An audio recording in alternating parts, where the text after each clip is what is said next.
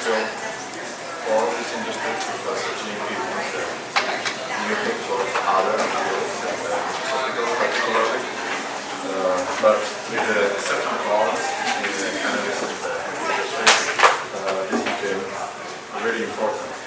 It causes many questions among the manufacturers, among the new entities which would like to increase their standard bars, and also for the consumers.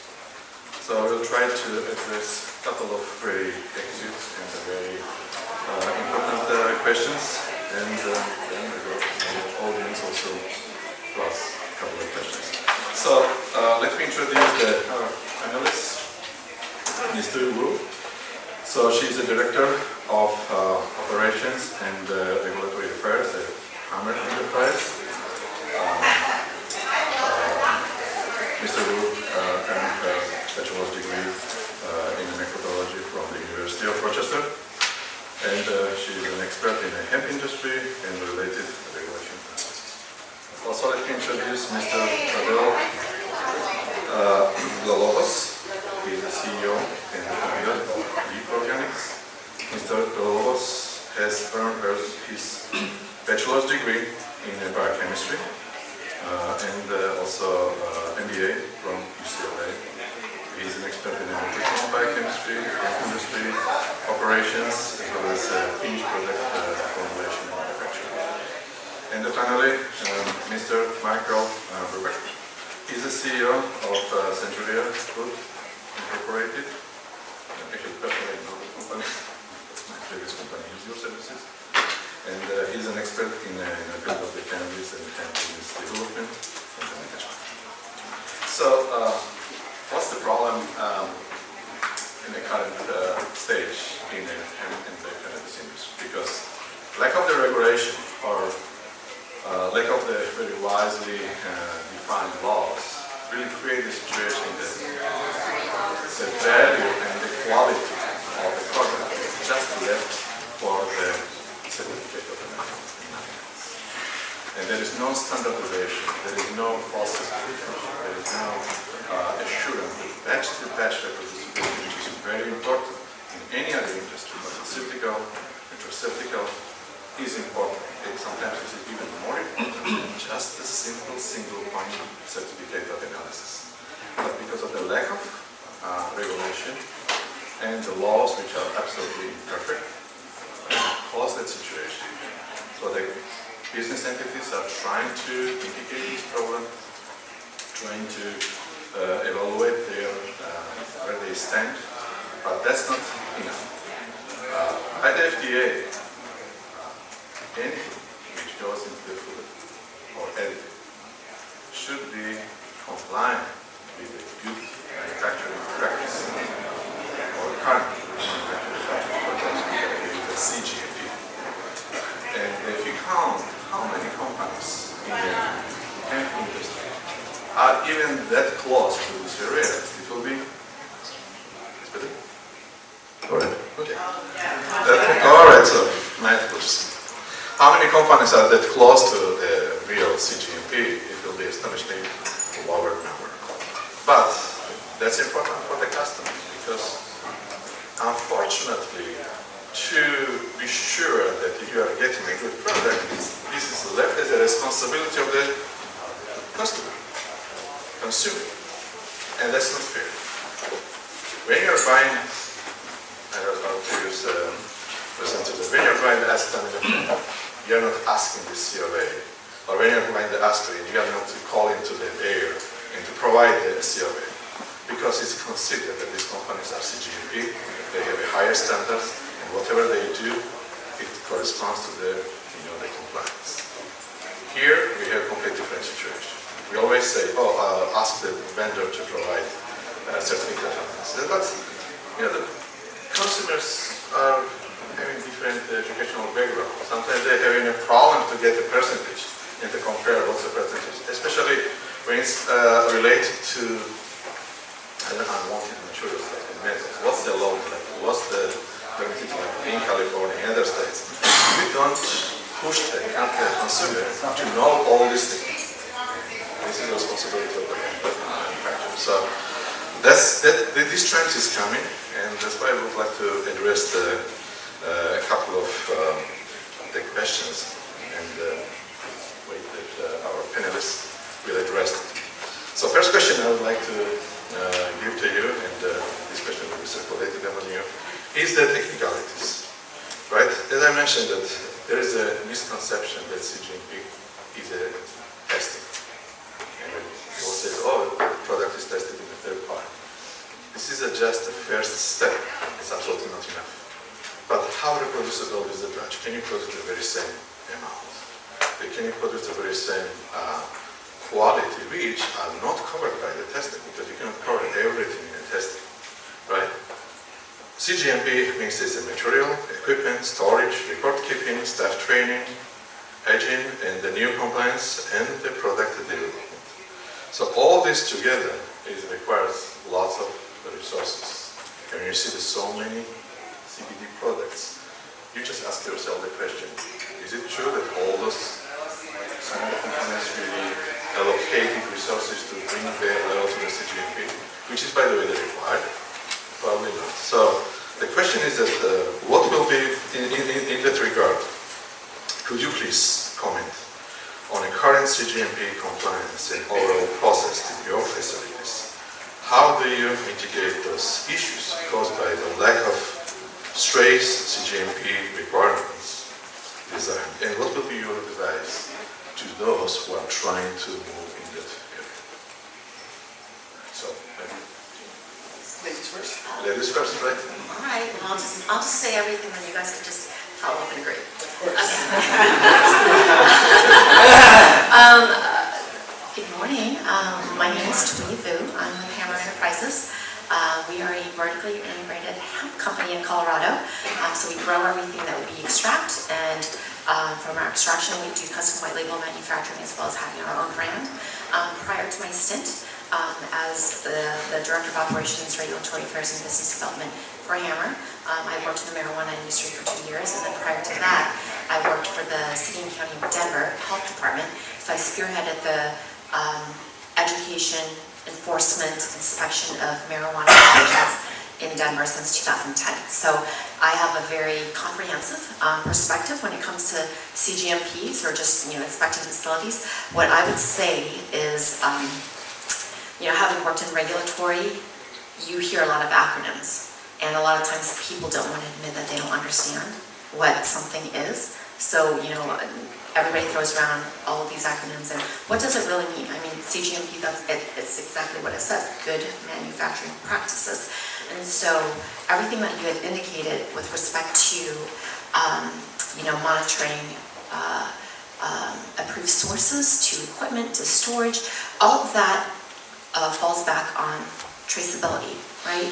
And understanding your process. And so one aspect of it that I would highly recommend any operators that are wanting to get into the space or that are currently in the space is you never jump into business without fully comprehending what is at stake and doing your own due diligence. If you're going to manufacture something, you need to understand what hazards there are within your process, where you have your control points, what sort of critical control points that you need to implement to ensure the safety of your product, to ensure that it's unadulterated. And if any of you, know a little bit about HACCP, HACCP, right? So I'm going to throw out some more acronyms at you. So HACCP plans, that is something that is required for specialized processes in food manufacturing. So it's not anything that is unknown to manufacturers out in the industry. There is a lot of information out there that we as an industry can adopt. I understand that it's not specific to our industry, but what it really entails is you need to understand your process, because your process will be different from your neighbor's process and everybody around you, right? So if you're able to understand that, and you understand what the hazards are, you can fully implement a control plan that will then ensure the safety of your product. One thing that you did not mention was personnel, right? So you have to understand that you can have everything in place, it can look perfect on paper, but if you don't have the right staff, you don't have the right personnel, if they are not properly trained, then it doesn't really matter at that point. Sorry, I missed that. It was listed in mine, but probably I didn't pronounce. So here's staff training. Sure, yes, absolutely. So, any other comments to that? I could jump in. So I agree with everything she said. That's a good boy. So, That's a good compliance, right? and how she mentioned that it's a vertically integrated organization, and that if you're a consumer, those are areas that you want to focus on. And like was mentioned previous, you don't go see if Tylenol is vertically integrated, so I understand those comments. We're in a different industry, and our industry is much more complex than the Tylenol or aspirin industry. We have complex compounds.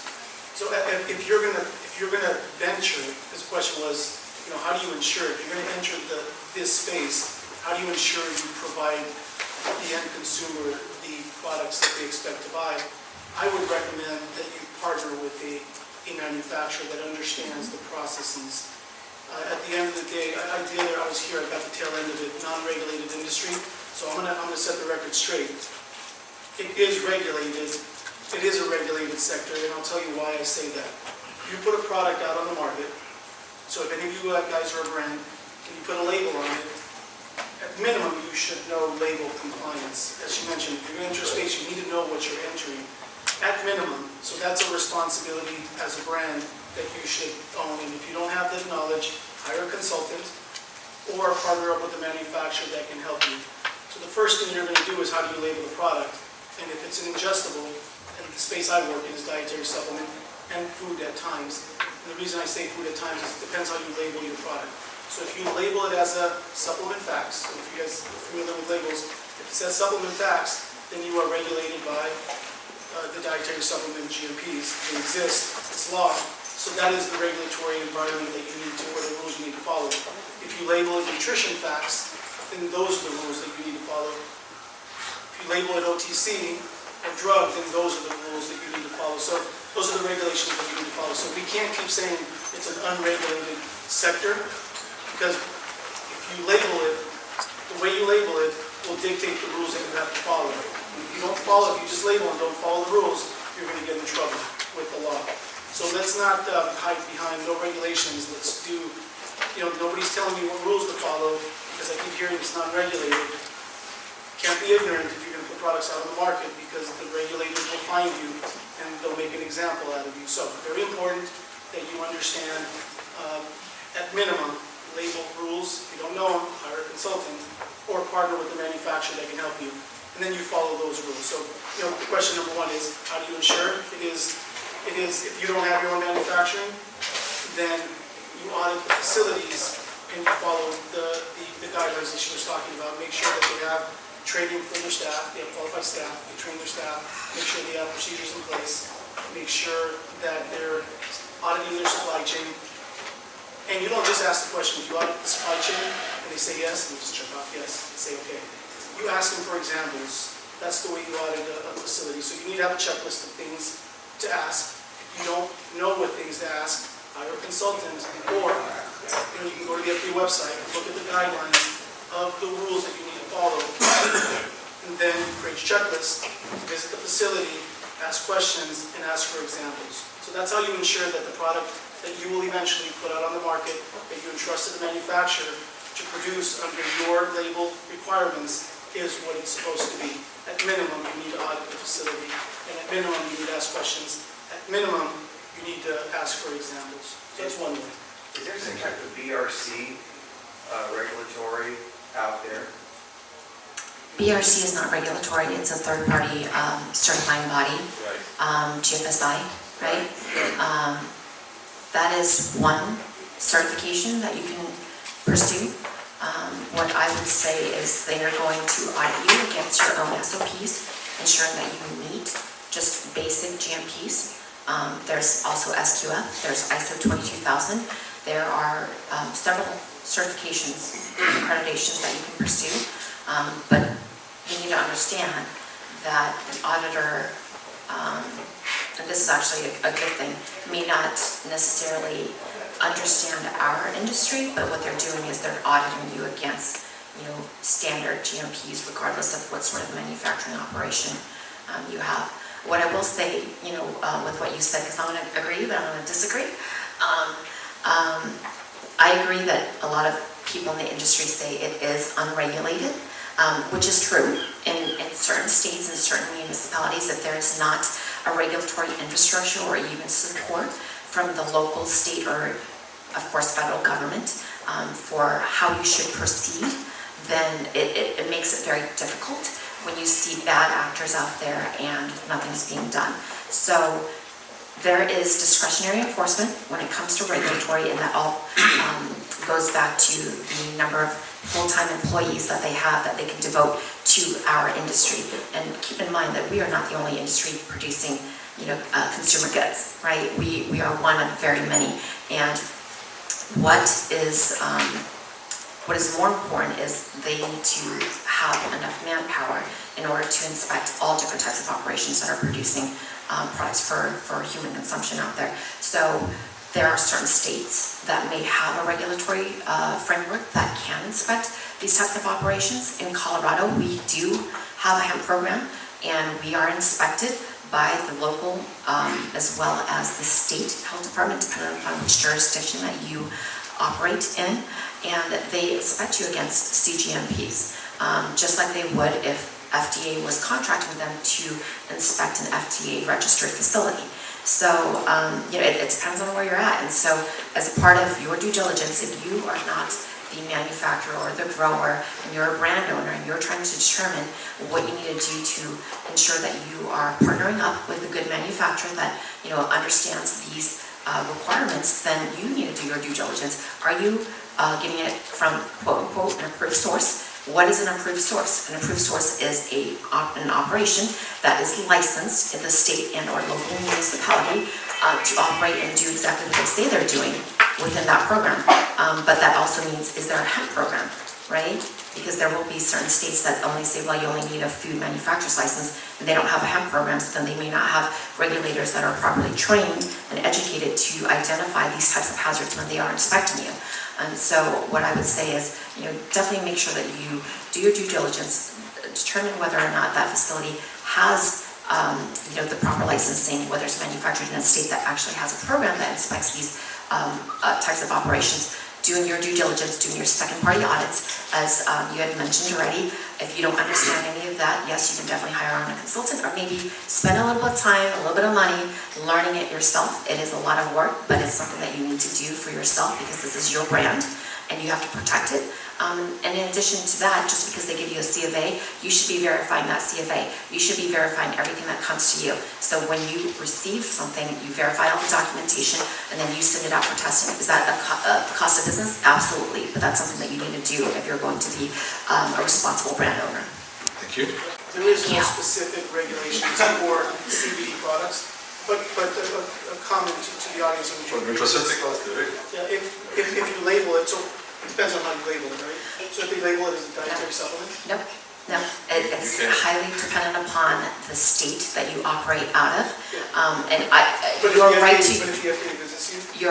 You're right to a degree because, so you have to understand every single agency will regulate based on what they enforce, right? So FDA is going to enforce federal guidelines. If the state comes in, they're enforcing state guidelines. And so it makes it very difficult for operators that are trying to understand regulations, juggle it, and determine, okay, what do I do? Because, FDA has immunity guidelines. My state requires me to do this. It contradicts everything what FDA says. Colorado says, okay, yes, we're going to regulate you like a food. FDA is saying, guess what, you can't, infuse any of this product into food. And so what do you do to comply? You need to, at minimum, comply with what the state and our local municipality requires of you, because they will be the ones that are the boots on the ground that will be visiting your facility. FDA will come after you if you decide to make health benefit claims, if you make structure furnishing claims. They can go after you for interstate commerce, and if they want to come after you for mislabeling or fraudulent claims or misbranding or whatever it is, absolutely, they have every right to. So to the audience, would it be, understand the environment you're in, and if you are going to interstate commerce, so it's important. She's right. If you're not, great psychology. He's right? gonna keep on saying. If you're not, because you notice I'm not yes with everything she says is great, especially when you're buying the timeshare, right? You're If you're going to start getting used to English right away. But understand the environment you're in. If you're not going into interstate commerce, and if you feel that you need to comply with state regulations, understand those. If your product is moving to state, that gives FDA jurisdiction. And if you label as a dietary supplement, then you can comply with that as well. Absolutely. And the risk is if they don't, if the state or local laws, if they don't collaborate, as you mentioned something interesting earlier, if they don't match, then pick your poison. Which rules are you going to follow, and which is your biggest risk to your organization? But you got to pick something. We can't. My point was you can't say we're unregulated, so I don't know what to do. Do not do that. Identify who you want to comply with and have some level of compliance. Document that so that if you are visited by a regulatory agency, at minimum you show that you did some diligent work and you do care about the end consumer. Do not say, no regulations, I don't know what to do. That's bad. Yeah, I think that would be the worst choice.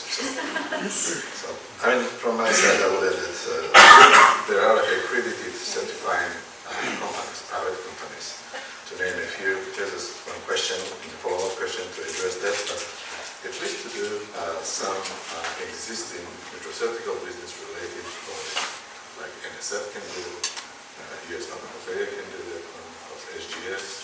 So yes, it costs some money, not too much, but some money, but at least you will have a certain level of the GMP compliance to be ready when FDA finally recognizes CBD as a dietary supplement.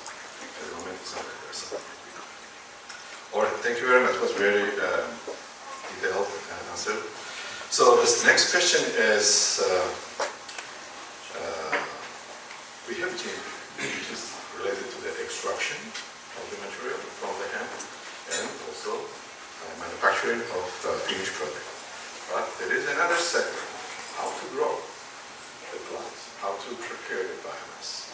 And that part is under the compliance of good agriculture practice. Or in other words, we call this good agriculture and the collection practice. That particularly includes the following. It's a botanical identity, authentication, specimen, characterization, cultivation process, and validation. That means how you grow the plant, how you stay the line that this year, next year, after you did not change anything, so you validated this process. And then specification of the soil, to name a few, like the harvest, how you keep this. So how you maintain that whole process before it reaches the extraction process. So that is a part, it's a precursor of CGMP. Actually, it's a GMP, but since it's related to the plant, it's called the GAP or GACP. So, in your experience, did you incorporate this part in the business model, in the compliance model of your company? If not, what would be your suggestion, advice, if you want to have like A to Z GMP compliance? Should we follow with the GACP or is something we can do?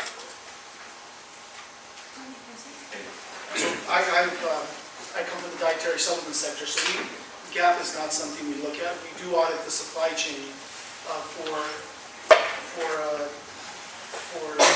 potency, purity. We do set standards and we do set specifications, but we don't follow GAP in my environment. Yeah, we actually do.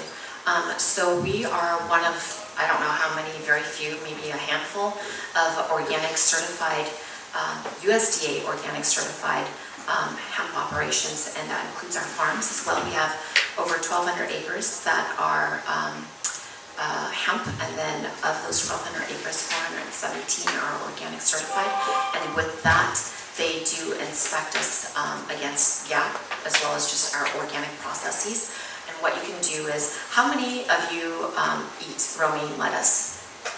Yeah?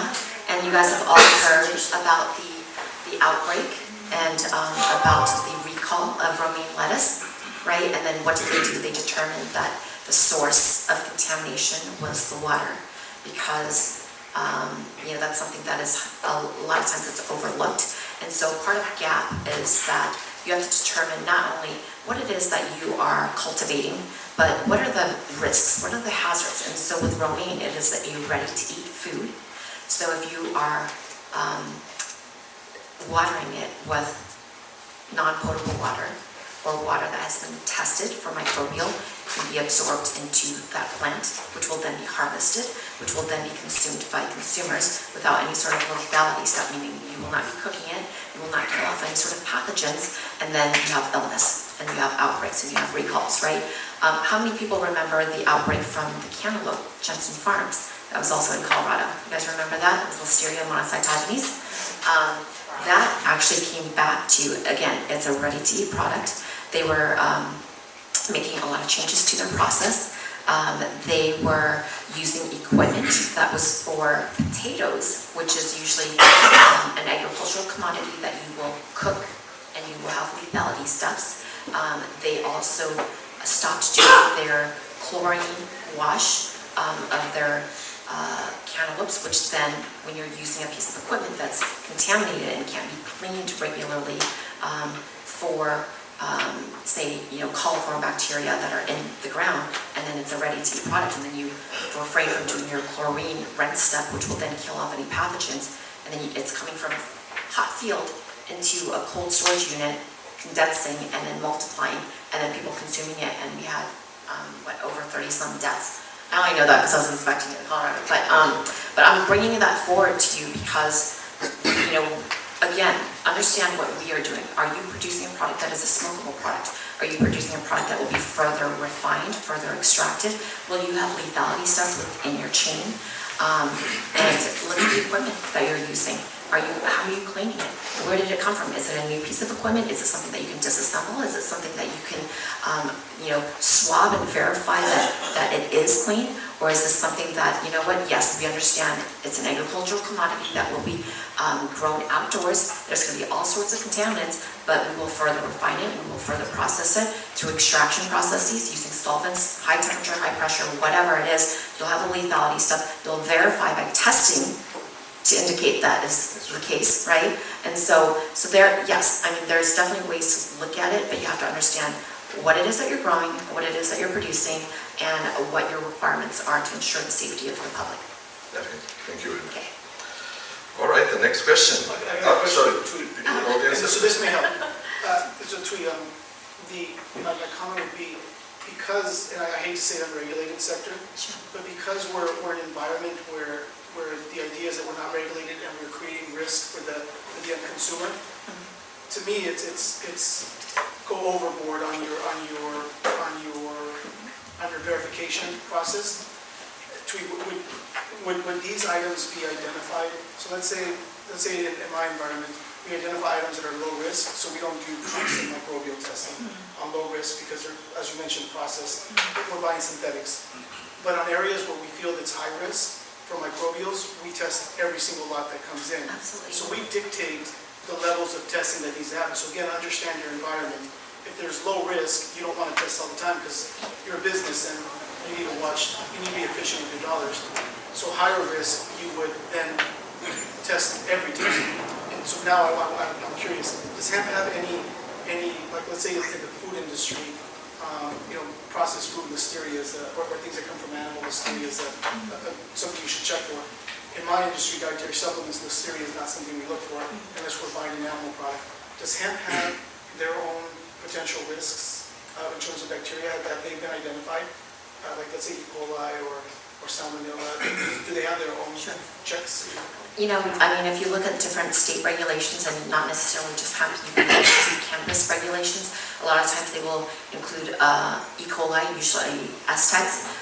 That, I would say, is a minimal risk dependent upon how it's being cultivated. If it's being cultivated indoors, you're not using soils, using corn husks or whatever, or hydroponically grown, you're going to have a lot less risk when you're growing indoors, but again, you're dependent upon how you cultivate, because I can't just have a general term. LM, Listeria monocytogenes, can definitely be a risk for any sort of ready-to-eat food. But what I will say is, what are you looking at? Are you looking at the plant material? Are you looking at the oil? Because the oil, if you actually test your oil, does anybody know how to test for shelf stability. Okay, it's an ICH element. Yeah. Okay. Yeah, so shelf stability is based on not only pH, but also water activity. So if you test your water activity of your oil, and again, it depends on the type of extraction it is, because if it's an oil and you've already poured off your turp water or whatever it is, then your water activity is quite low, and it's not going to allow for the proliferation of microbials or even mold to that point, because it's less than 6. Correct. And most people don't acidify their oils, so you may not be testing for pH, but it's fairly Also, neutral. there's a test, it's called the microbial challenge test. For example, if you have a tincture, mostly, as is mentioned, if there is not enough water there in a oil, Right. the chances that microbial proliferation will be visible, that's almost zero. There are many ICH stands, international conference for harmonization. It comes from the pharmaceutical business, but also applies to nutraceutical field. So how to test the shelf life? They have different climatic chamber, different climatic zones they apply, and they have accelerated test. In that test, they have a microbial challenge test. So actually, they take your product, add intentionally there the microbes, and see whether the microbes survive. So in most cases, MCT oil, for example, isolated CBD, which is reconstituted into the MCT oil, and if it's a fully kind of enriched with the oil and the water content is very, very minimal, then microbes do not have any chance to grow. So this challenge test shows that if by some accident contamination happens while you're bottling or labeling or before you seal this your oil, whether this will be contaminated or not. And in most cases, depending on the water contact, it will survive. But if you have certain others, there's an oily environment, you may have the microbial. So it's complex, as you guys can see. It depends on the product. It is, but it's very basic because, if you know. It's basic, but it's complex. Well, it's just basic microbiology, which is, what do microorganisms need in order to proliferate? This is something that you probably learned in high school, fat Tom. F is for food, A is for atmosphere, T is for T is for temperature, T is for time, O is for oxygen, M is for moisture, fat Tom. You can look it up, super easy. If you don't have all of those components, to varying degrees, depending upon what the pathogen is that you are trying to identify or minimize or limit or control, then if you have that information, you can determine, is your product intrinsically safe? It may be, right? The oil is generally intrinsically safe because of the water activity of But I it. still say you hire experts. Yes. Do not use fat Tom to say, my product is safe. Well, no, that's no. just basic information. You should always verify, always validate. You can't just say, throw out all these, again, acronyms that your regulators, and they're like, yeah, where's your proof? Show me the money. As a consumer, if you're gonna juice the plant for yourself, or you're consuming a tincture, would you, ideally, if you want to minimize the risk for yourself, would you want something that's maybe either A, organically grown, or organically grown and hydroponics, so you're not worried about the outside atmosphere and the soil that it's grown in? Because in a previous class, they were telling us that the hemp plant absorbs everything from the atmosphere and the soil, so it's Yeah, it's What's the different. soil? you really have to be careful about how you're growing. Again, it depends on what you're doing. So if you're juicing a fresh whole plant, you run the risk of, ingesting a viable pathogen that could potentially get you sick, depending on how it's grown, whether it's grown organically or not.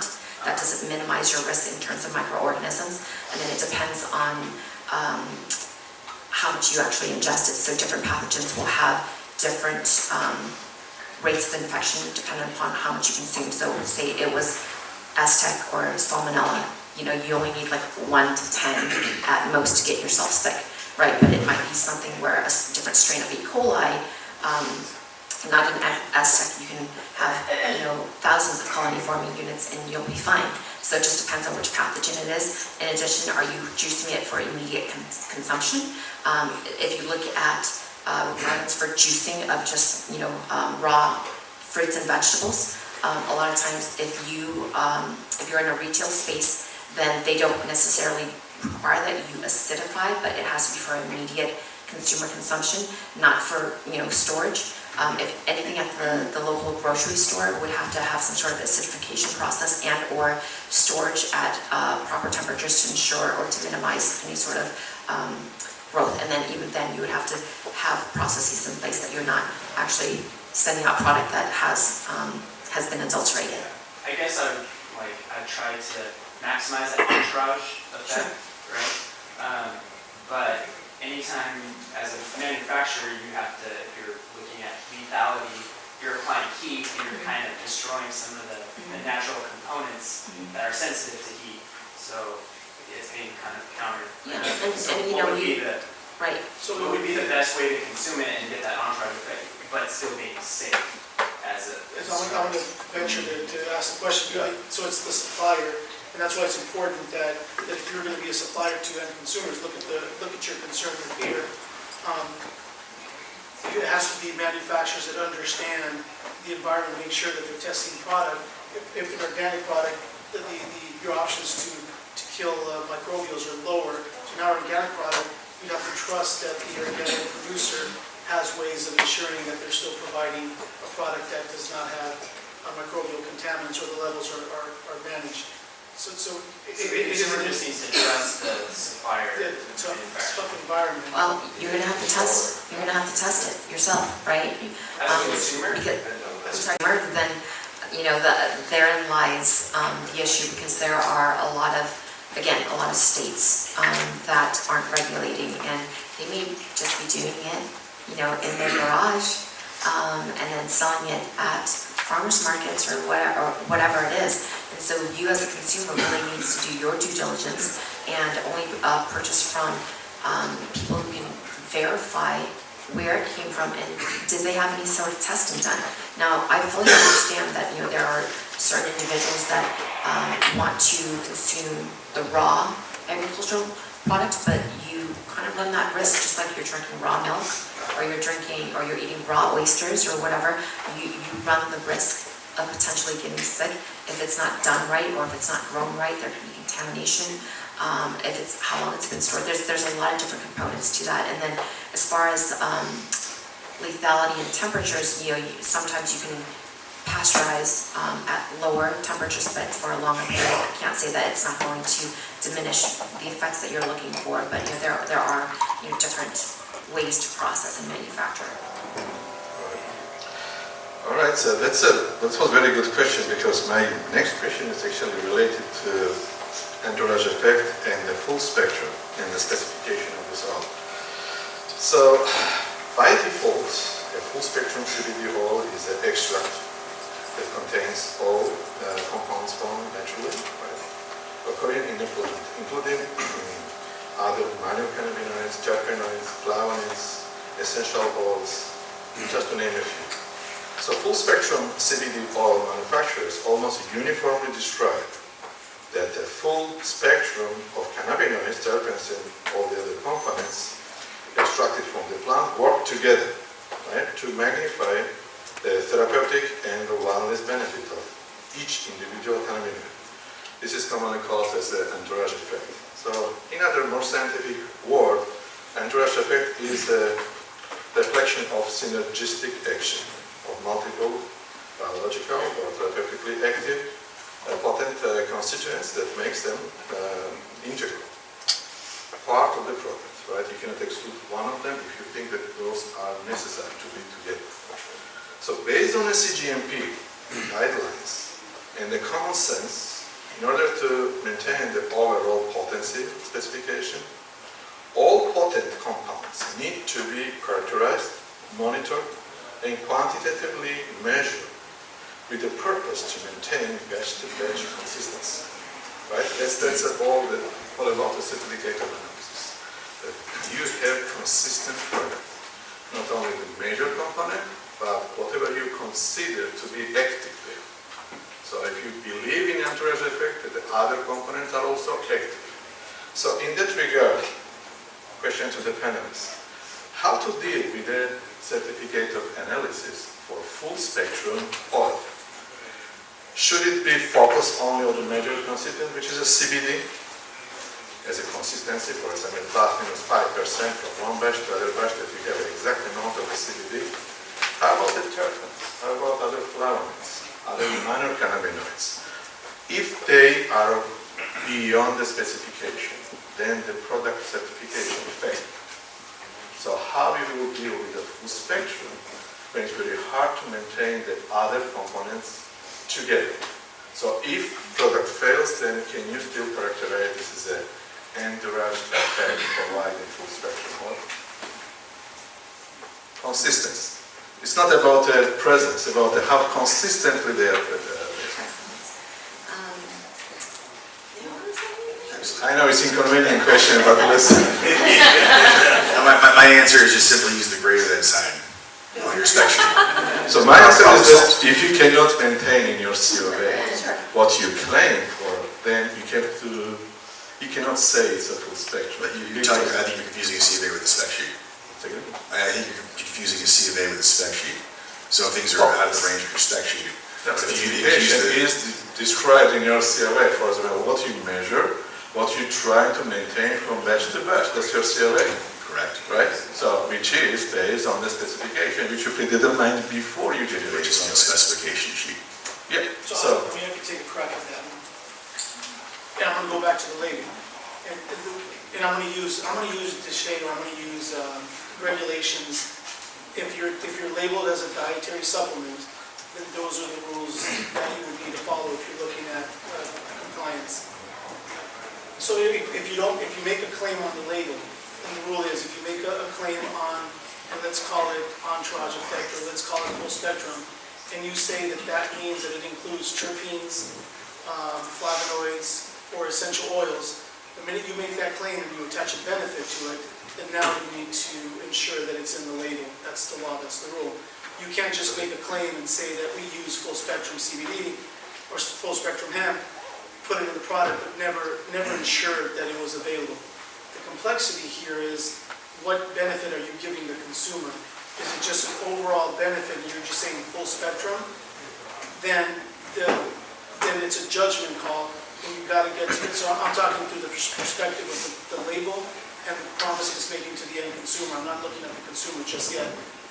So if you make those claims, then now you need to make sure that they're there.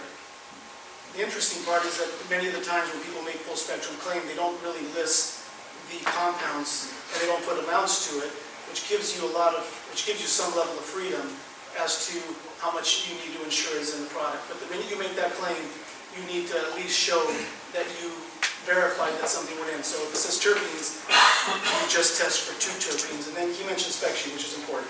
So the minute you create a label and you make certain promises on the label, and we're talking claims on terpenes, cannabinoids, you guys get the point.